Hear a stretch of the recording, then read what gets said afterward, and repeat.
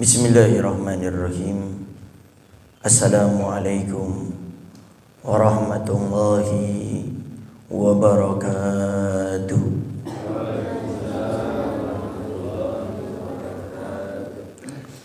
Alhamdulillah, alhamdulillahi rabbil alamin.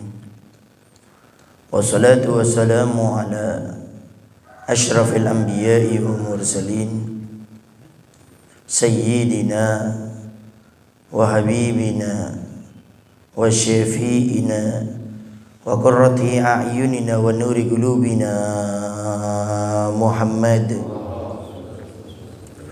habibi rabbil alamin wa ala alihi wa sahbihi ajma'in. Allahumma salli wa sallim ala sayyidina Muhammad tibbil qulub wa dawaiha wa afiyatil abdani wa shifaiha wa nuril absari wa diyaiha wa qutil arwah wa gidaiha wa ala alihi wa sahbihi wa sallim. Allahumma ja'al sarirati khairan min alaniyati wa jalalaniyati salihah, amma ba'du. Al-Mukarram al-Muhtaram yang sama-sama kita muliakan dan kita hormati selalu, para alim, para ulama, para asatidah, penyambung lisan sekaligus penerus perjuangan Nabi kita Muhammad sallallahu alaihi wa alihi wasallam, yang kita doakan selalu mudah-mudahan para ustadz, para kiai, para ulama, para habaib kita diberikan panjang umur oleh Allah dalam keadaan sehat walafiat. Allah Subhanahu wa taala berikan kemudahan kepada beliau baik itu urusan dunia maupun urusan akhiratnya. Allah Subhanahu wa taala jauhkan beliau semuanya daripada fitnah yang terjadi di akhir zaman ini, insyaallah. Amin. Amin ya rabbal alamin. Dan juga tidak mengurangi rasa hormat kami kepada segenap para sepuh, para tokoh masyarakat, para ustadz, dan juga segenap para orang tua kami, para bapak dan ibu-ibu, para hadirin wal hadirat yang dimuliakan oleh Allah Subhanahu wa taala.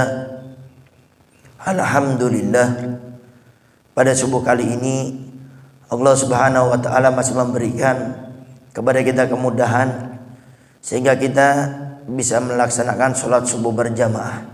Mudah-mudahan dengan rasa syukur kita kepada Allah Subhanahu wa taala ini, Allah berikan nikmat yang lebih sehingga sholat duhur, asar, maghrib, isya Allah mudahkan kita, Allah istiqomahkan kita untuk bisa melaksanakannya dengan berjamaah. Karena di antara keutamaan salat berjamaah itu, di samping yang sering kita dengar bahwasanya salat berjamaah itu lebih afdol daripada 27 kali lipat daripada kita salat sendirian. Tetapi di dalam salat berjamaah ini ada keistimewaan yang sangat luar biasa yang pernah disampaikan oleh Nabi Muhammad SAW.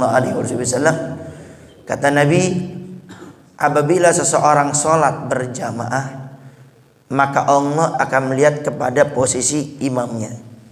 Kalau imamnya ini khusyuk, maka Allah akan terima sholat daripada mereka semua karena kekhusyukan imamnya. Kalau imamnya tidak khusyuk, kata Nabi, Allah akan lihat pada shaf yang pertama. Kalau shaf yang pertamanya khusyuk, Allah akan terima semua sholat berjamaah mereka. Kalau seandainya shaf pertama tidak khusyuk, Allah akan melihat pada shaf yang kedua. Begitu juga selanjutnya. Kalau tidak ada yang khusyuk, lihat ketiga. Sampai Nabi menjelaskan, kalau seandainya semuanya tidak ada yang khusyuk waktu sholat berjamaah, baik dari imamnya, makmumnya, semuanya tidak ada yang khusyuk dalam sholatnya, Allah akan terima sholat mereka karena mereka sholatnya dengan berjamaah. Maka ternyata dengan kita sholat berjamaah ini, insya Allah semua sholat-sholat kita akan diterima oleh Allah Subhanahu wa taala. Maka alangkah ruginya kalau kita saat ini beribadah, kita cuma dapat capeknya saja. Sah kita punya sholat, gugur kita punya kewajiban, tapi di akhirat tidak ada pahalanya. Kita kalau kerja sama seseorang, setiap akhir bulan kita digaji, tiba-tiba kita dari awal bulan kerja semangat banting tulang, meluangkan waktu kita, tenaga kita, pisah dengan keluarga, ternyata di akhir bulan tidak digaji oleh majikan, bos kita, direktur kita, begitu sangat kita sedihnya. Bagaimana kalau kita di akhirat membutuhkan pahala sebagai modal kita untuk masuk surganya Allah, ternyata tidak diberikan karena kita tidak diterima daripada sholat kita dan juga ibadah-ibadah yang lainnya. Sehingga mudah-mudahan semua ibadah yang kita lakukan ini diterima oleh Allah Subhanahu wa taala. Amin. Amin ya rabbal alamin. Para hadirin wal hadirat yang dimuliakan oleh Allah Subhanahu wa taala, sedikit kita ingin membahas tentang hakikat bersyukur dengan lidah. Ini kadang-kadang suka terlupakan di antara kita. Bersyukur kepada Allah Subhanahu wa taala itu memang kita diperintahkan untuk memuji Allah dengan mengucapkan alhamdulillah. Tapi hakikat bersyukur dengan lisan tidak hanya kita mengucapkan alhamdulillah, ternyata di sini para ulama memberi penjelasan kepada kita. Hakikat bersyukur dengan lidah memang yang pertama dengan kita mengucap alhamdulillah. Tapi di balik mengucap alhamdulillah tersebut, kata para ulama, ada dua yang harus diingat hakikat bersyukur dengan lidah. Yang pertama, kita harus meyakini tidak ada yang berhak dipuji kecuali hanya Allah Subhanahu wa taala. Jadi tatkala apapun yang kita dapat, kita harus meyakini dalam mengucap alhamdulillah semua pujian hanya untuk Allah Subhanahu wa taala. Adapun tatkala kita berterima kasih kepada manusia, kita harus yakin tetap semuanya pujian hanya untuk Allah Subhanahu wa taala. Adapun kita mengucapkan terima kasih kepada seorang yang membantu kita, memberikan rezeki kita, memberikan sesuatu kepada kita, kita tetap harus yakin bahwasanya semua pujian hanya untuk Allah Subhanahu wa taala. Adapun kepada manusia itu hanya ucapan daripada terima kasih saja. Tapi hakikatnya orang yang bersyukur dengan lisannya mengucap alhamdulillah, dia harus meyakini dalam dirinya semua pujian hanya untuk Allah, tidak untuk yang lainnya. Tapi tatkala orang berbuat baik kepada kita, kita mengucapkan terima kasih, itu adalah hakikat akhlak, adab kita. Tatkala orang berbuat baik kepada kita, tentu di sana ada akhlak, ada adab yang harus kita kedepankan. Bukan hanya orang berbuat baik dengan kita, kemudian kita diam saja. Itu bukan namanya orang yang memiliki akhlak dan adab yang baik. Tapi tatkala ada orang berbuat baik kepada kita, ucapkan terima kasih kepadanya, kemudian doakan orang tersebut. Tapi ingat, di dalam diri kita, di dalam hati kita, kita harus ingat semua pujian hanya milik Allah Subhanahu wa taala. Adapun terima kasih kita kepada manusia itu hanya akhlak kita, adab kita, tapi hakikat semuanya adalah Allah Subhanahu wa taala yang berhak dipuji. Kemudian yang kedua, tatkala kita mengucap alhamdulillah, yang perlu kita hadirkan bagaimana lidah ini berucap alhamdulillah, serta lidah ini berkeyakinan diri kita semua yang kita dapat ini datangnya dari Allah Subhanahu wa taala. Ini lidah kita pun harus meyakini seperti ini. Waktu kita berucap, tidak ada yang berhak dipuji hanya Allah, dan nikmat ini semua datangnya dari Allah Subhanahu wa taala. Ini yang perlu kita hadirkan. Makanya naudzubillah min dzalik, ada orang dia itu kalau sudah ada orang berbuat baik dengannya, dia sampai akhirnya mengejar ridhonya Allah, bukan ridhonya manusia. Sehingga kalau ada orang berbuat baik kepada kita dan dia naudzubillah min dzalik mengajak kita berbuat kejelekan, kadang-kadang kita ikut dengannya. Kenapa? Alasannya karena dia pernah berbuat baik kepada saya. Saya tidak enak nolak dia. Dia mengajak saya ke diskotik, ayo. Dia mengajak saya ke tempat-tempat yang haram, ayo. Kenapa? Karena dia sudah berbuat baik kepada kita. Inilah yang perlu dihadirkan di dalam diri kita. Tatkala kita mengucap alhamdulillah, yakini bahwa saya semua nikmat ini datangnya dari Allah Subhanahu wa taala. Sehingga tidak ada cerita lagi ada orang meninggalkan sholat karena alasan pekerjaan. Tidak ada seorang perempuan membuka auratnya gara-gara dia itu mencari pekerjaan atau diperintah sama bosnya. Tidak ada itu semuanya. Tatkala seorang mencari nafkah, tatkala seseorang itu mencari harta, pangkat jabatannya, mencari dunianya, dia tidak akan korbankan akhiratnya. Kenapa? Karena dia ingat bahwasanya dia yakin semua nikmat datangnya dari Allah. Adapun manusia, adapun bos, manajer, direktur, siapapun mereka itu cuma perantara, wasilah. Tapi hakikatnya yang memberi nikmat adalah Allah Subhanahu wa taala. Dan orang yang meyakini Allah yang memberikan nikmat kepadanya, setiap dia akan melakukan sesuatu, hatinya akan selalu sambung kepada Allah Subhanahu wa taala. Dia akan bekerja, dia selalu mengingat, ya Allah, Engkau yang memberikan rezeki kepada kami, maka berikan kemudahan kepada kami. Sehingga setiap langkahnya itu doa terlebih dahulu. Kenapa? Karena dengan lidahnya dia bersyukur kepada Allah, dia juga meyakini nikmat datangnya dari Allah.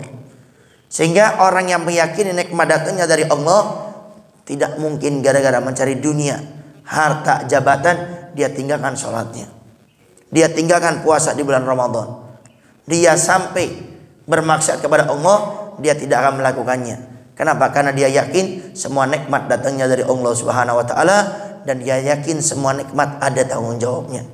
Sehingga dia mencari dengan diawali dengan langkah berdoa mengharap kepada Allah, kemudian dia juga berharap rezeki yang dia cari adalah yang halal, karena kelak akan dipertanggungjawabkan oleh Allah Subhanahu wa taala. Sehingga orang yang bersyukur itu selalu langkahnya itu dia akan selalu mengedepankan mencari ridhonya Allah Subhanahu wa taala. Bukan mencari rezeki yang banyak sampai meninggalkan sholat, mencari uang yang banyak sampai seorang perempuan rela membuka kerudungnya. Sampai dikisahkan suatu saat ada seorang laki-laki yang sangat miskin sekali. Saking miskinnya ini suami, istri dan anaknya itu setiap saatnya puasa kalau si suami ini tidak dapat uang. Sehingga suatu saat tatkala suami akan keluar rumah, istrinya berkata, "Bang, kalau bisa ntar pulang bawa uang ya.